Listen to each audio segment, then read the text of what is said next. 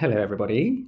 The alarm clock for spring has definitely sounded because things are starting to wake up. So on one side here I've got some nice tulips that are kind of frilly and parrot looking. They're from the parrot collection. One of them actually looks like a parrot head from one angle.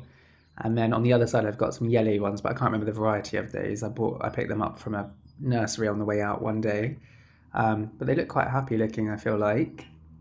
The roses are starting to wake up as well, and then what I'm most excited about is the wisteria tree here that was planted last year.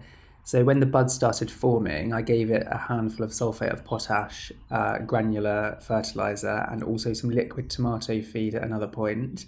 And these are definitely starting to plump up into flower buds now. It's Ikoyama Fuji or Okayama.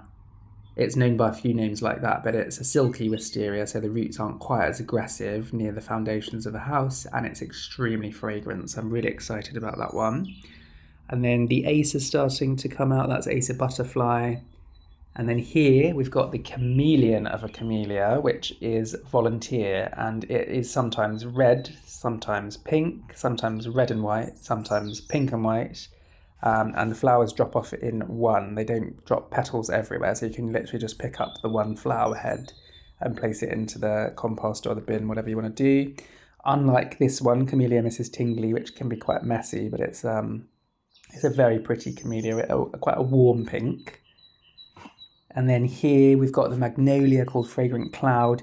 This year, I think the couple of hot spells that we had has forced it to bloom a little bit too early because the colour is not as vibrant as it usually is. I think it's still got some way to go in terms of opening. You can see the one at the back there that looks like it has wings. They kind of open a lot more like that. They look more bowl-shaped when they're fully open. And there's a nice kind of...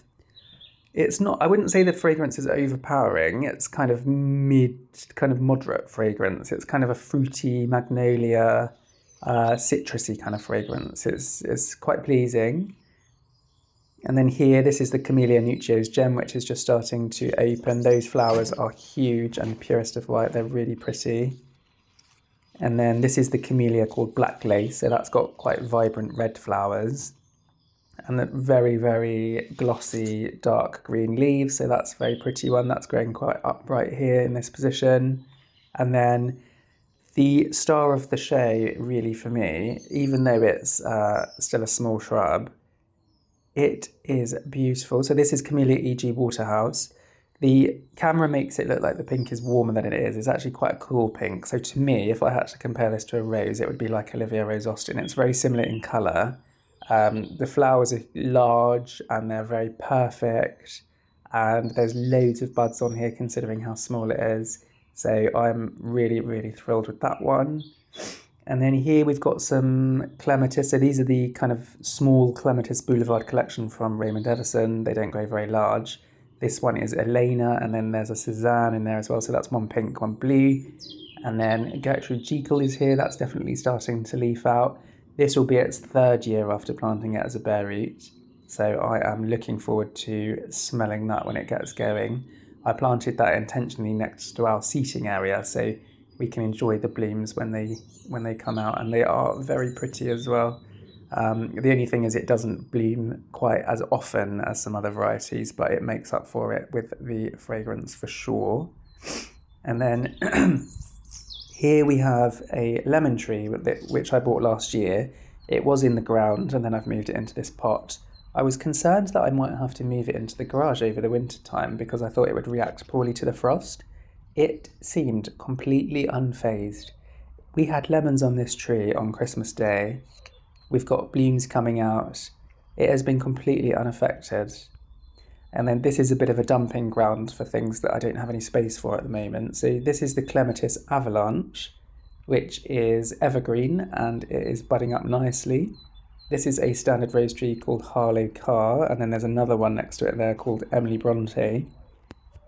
So things have had to move around because of the retired David Austin rose release. So I wasn't really intending to buy any new roses, and then those came out and I've wanted them for years and I've been hunting for them. So yeah, so things have moved around again.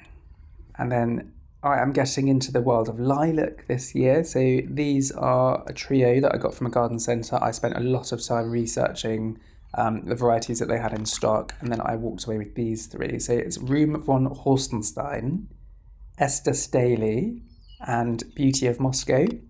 So that's one white, one pink, and one purple.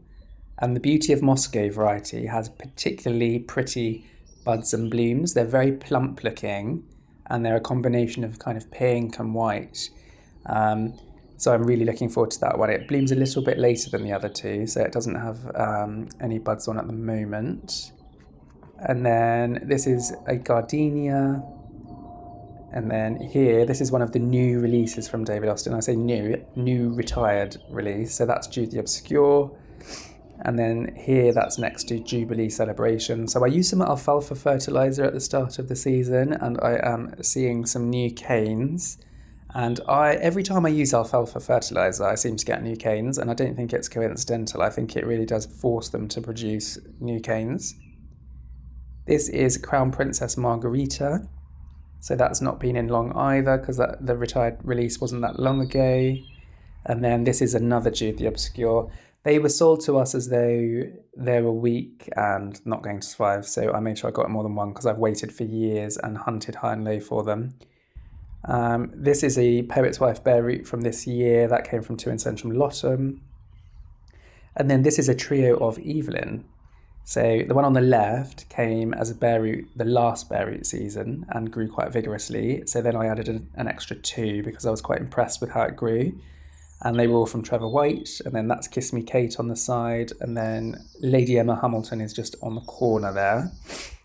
This used to be Wallerton Old Hall, but it's a very sunny position and the flowers became very washed out very quickly. And I didn't like how kind of... I don't really know the right word to use, just kind of meh kind of colouring of it in the sun. So I've changed it to something a bit more vibrant, which is Bring Me Sunshine. And then I installed this arch this kind of season, and I have put a Nehema from Delbard on either side. So those are supposed to be fabulously fragrant to the point that a perfume was made after them. And then this is a standard rose tree called Mum in a Million. It's difficult to get standards that are fragrant in yellow, so I've broken up all the pinks with these obelisks and I've put a Poet's Wife rose, which is yellow on each obelisk on the 2 here. This is a Cordes Rose Fruity Parfuma. And then on the final obelisk, that's a really vigorous clematis called Crystal Fountain. You can see how much growth that has had just from this season. And I've put a little scepter dial on the side just to play with that to see if I want to weave a rose through it as well. I'm not sure if that will be too much yet or not. And then this is the Guernsey Flute Clematis. I've put a couple of Allium Giganteums in front of that. I mean, in front of those here, those tiny little sticks are ground cover hydrangeas. Those are Hydrangea Groundbreaker Blush. So they don't get very tall, they spread more. So yeah, it's exciting times.